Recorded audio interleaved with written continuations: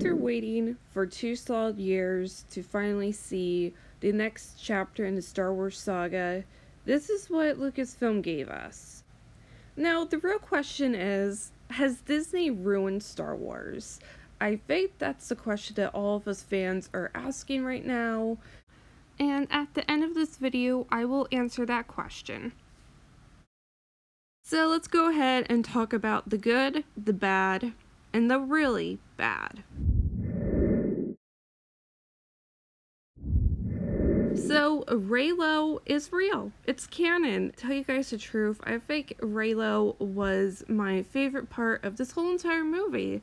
I absolutely loved how they were communicating through the Force and their little conversations that they had with each other. I thought that was really well done, and there was so much, almost sexual tension between the two of them, and you could just, really feel their chemistry, and I think that part was really well done. I also really loved the throne room scene, and I think that whole part was played out really well. I like how Kylo and Rey teamed up together against the Red Guards. I also like at the beginning when Rey shows up and really feels like that they're still good, and Ben Solo, obviously, and she, is trying to convince him that, he's still good inside. I really feel like that Rey and Kylo had this Anakin and Padme moment at that part. It really reminded me of Revenge of the Sith, Padme and Anakin's conversation, the last conversation they ever had together, and it really just reminded me of that. Another part I wanted to talk about was the Porgs. I really loved the Porgs. They were hysterical, and they were just so adorable. I also loved the parts of Chewbacca and the Porgs. It was really cute when Chewbacca was going to go and eat one of the Porgs cooked, and all the Porgs were looking at him, and they were kind of crying and whining about it, and Chewbacca at that very moment became vegan. I love how he took all of the Porgs in and put them on the ship, and how he was just kind of like a crazy Porg lady. Out of all of the new characters, I have to say Rose and Paige were the two who stood out the most to me. I really wish that they would have had a bigger part in this whole movie, and I think Paige died way too quick. It was really emotional, the way she sacrificed herself, but we didn't even get to know this character. She was just kind of there and gone, and that kind of upset me. Again, with Rose too, I really liked Rose. She was probably the best new character out of all of them, and I really just want so much more of Rose and more depth to her character and to just learn more about her, and we really didn't learn too much stuff about Rose, and that kind of bothered me because I felt like she deserved to have more depth to her character. So now let's get on to the bad. So one of my biggest problems of this movie was that there were way too many characters. There just wasn't enough time nor story to really present all these characters to us correctly. They introduced way too many new ones who were completely unnecessary. Like Laura Dern's character, nothing against these actors or actresses, but her character was so unnecessary. And DJ, the character, he was just, there was no point to him. There literally was just no sense either one of their characters. I really feel like that they shouldn't have been in the movie. I just feel like that they just took up way too much time, and these older characters that we got to meet in The Force Awakens, we literally just met these characters 2 years ago. This is the second chapter in the sequel trilogy, and we still barely even know anything about these characters. We hardly know anything about Poe. We hardly know anything about Finn. We absolutely don't really have a clue who Rey even is. And now they're already showing us, introducing us to these new characters. You guys haven't even covered the characters that have already been previously written. And it just drives me nuts because I want to know so much more about these characters. I'm so excited to see these characters just grow and to really get to know them on a whole new different level like we have in the past Star Wars movies. And here I just feel like that all the older characters have just gone the boot and moved to the side for these new characters. And then there's the storyline. The whole storyline is just really all over the place. It's really weak. It really has no point to it. And I kind of feel like that the Resistance is just sitting around in their spaceship and they're just crying and whining about how the first I cannot speak because I'm so flustered by this whole entire thing. Anyway, there's really no point of the storyline.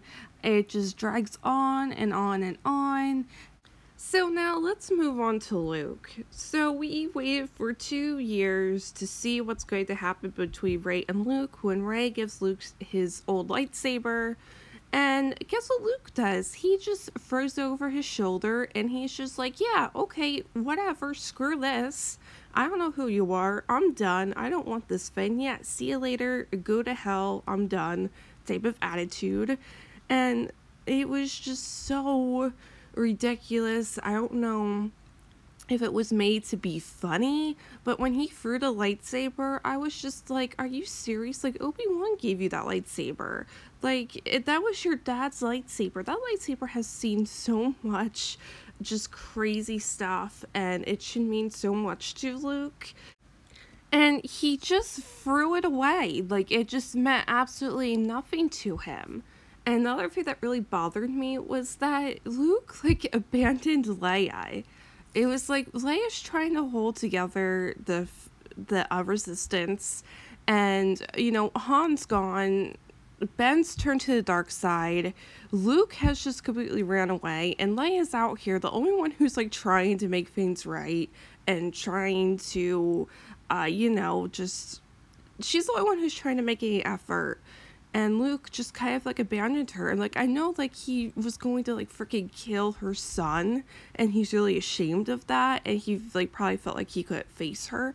But it's, like, Leia was there for you when you were going through hell, Luke. Like, that really upset me. Because I feel like Luke would have never have, like, abandoned Leia like that. Next thing is, yeah, Luke never really trained Rey. Rey had absolutely, like, no training whatsoever, and that was one of the things I was really looking forward to this movie, was Luke training Rey, and there was, like, absolutely no training. And I just don't even understand how they even got away with doing that. Rey was already, like, really force sensitive. She could, like, do all this stuff.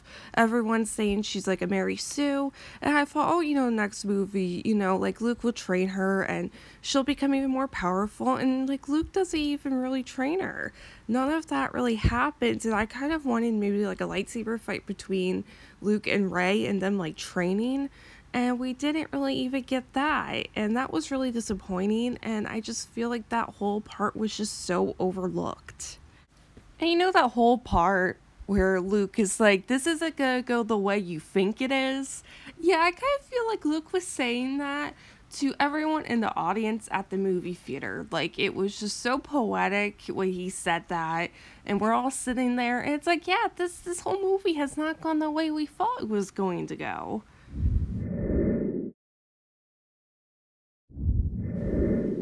Okay, so now we're going to dive into the really bad.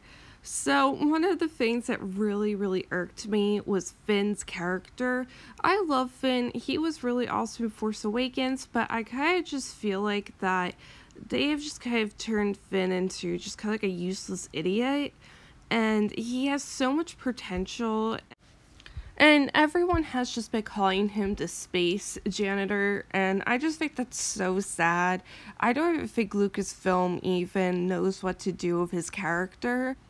I feel like Poe was just running around like a chicken with its head cut off. I just feel like that his character was so all over the place. And knowing that this was Carrie Fisher's last Star Wars movie, it just really makes me sad, to tell you guys the God's honest truth. And the whole part when the ship blows up and Leia gets blown out and she's kind of floating through space, and then we all think, oh my gosh, you know, is this how they're going to kill Carrie Fisher off?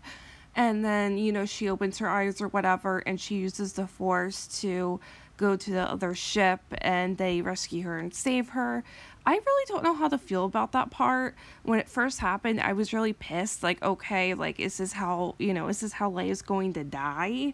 And then, she survives through the rest of the movie, but I still just don't know how to feel about that part.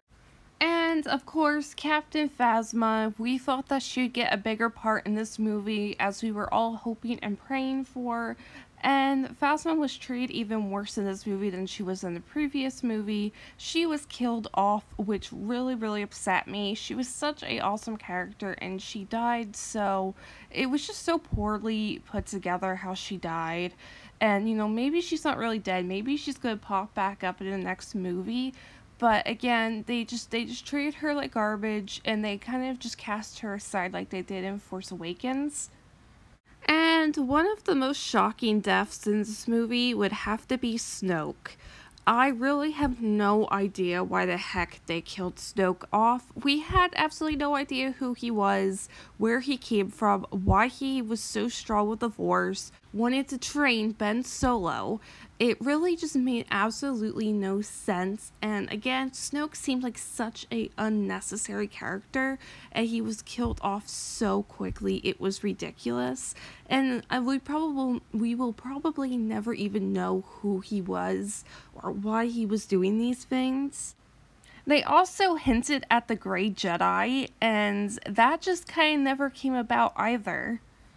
And I guess that they just completely forgot about the Knights of Ren, which they teased in The Force Awakens and Rey's vision. I have no idea whatever happened to those guys. They were never mentioned again. They kind of just disappeared, and that really shocked me that they kind of left that really important plot line out. The whole part when Rey and Kylo are talking and Rey says that she saw his future, which we never got a glimpse into that. I think it would have been kind of cool if we could have seen Kylo's future a little bit through Rey's eyes, but of course they just decided to skip over that too. And then the part where Kylo tells Rey, I know who your parents are, they sold you for drinking money, and he's like, you know the truth, and Rey's like, yeah, I know the truth. And I personally feel like that Kylo was BSing Rey. I really feel like he was lying to her and trying to throw her off and making her feel like she was a nobody. But I really don't think that that's the actual truth of her parents. I think that they were trying to throw all of us fans off and save it for the big finale for episode 9.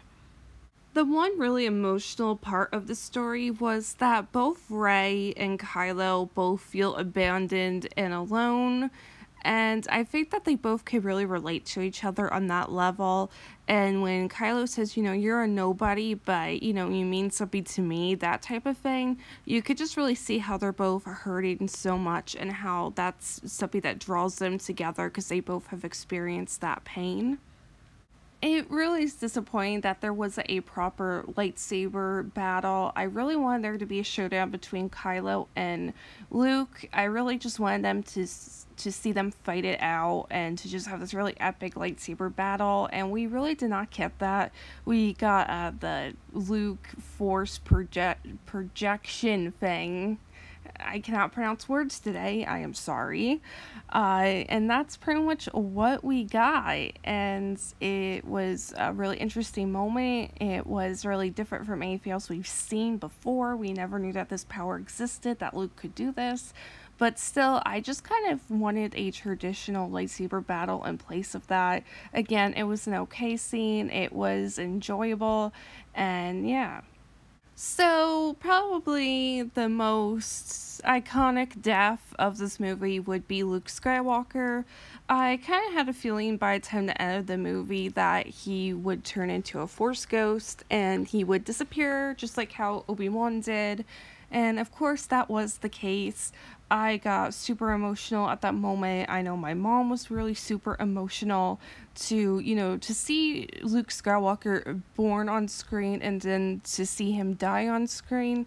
It was a very emotional moment, just seeing his life with the character and stuff and knowing that he has passed. And of course he's going to show up in episode 9 as a Force ghost. We all know that. He'll be back. But again, it was still really interesting seeing the two suns setting, and it was just a very emotional moment.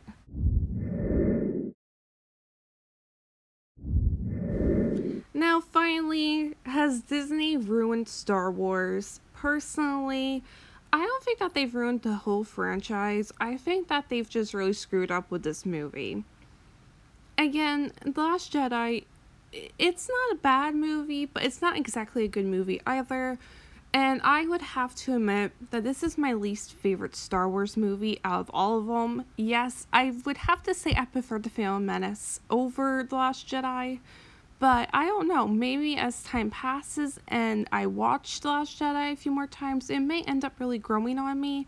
When I first saw The Force Awakens, I absolutely hated that movie, and after giving it a second chance and watching it a few more times, it is now one of my favorite Star Wars movies. So maybe The Last Jedi will grow on all of us, and we will look at it and be more positive about it.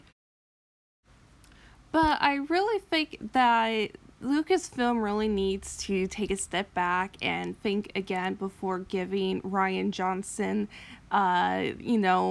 giving him his own trilogy to work on. I don't want to blame Rian for the whole entire movie, because it seems more like the script and the writing of the story seemed to be more of the problem than the directing was, so maybe Rian wasn't at fault at all, and it was just the writers and stuff. But at this point, it's really hard to tell who was at fault with this movie.